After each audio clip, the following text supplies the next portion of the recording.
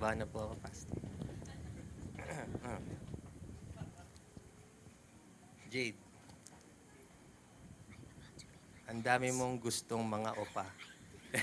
Joke lang, Pastor. Joke lang, joke lang. Um, to my dearest wife, you're so beautiful today, just like the first moment I saw you.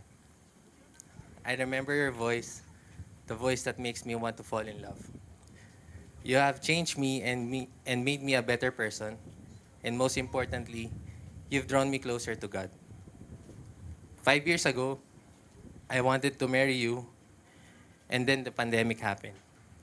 If people had asked me back then why I wanted to marry you, I just say I love you.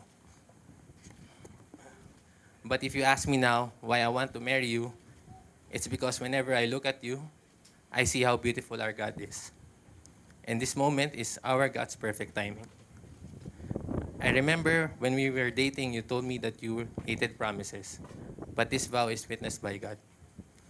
First of all, I vow to love you even when I'm tired of loving.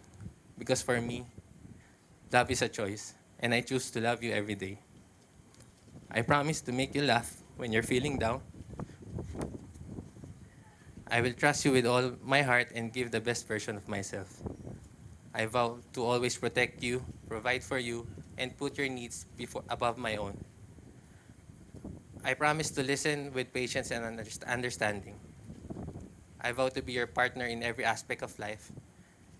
I promise to date you on our days off. And lastly, I promise to lead our family closer to God and make our love story different from our past. I love you.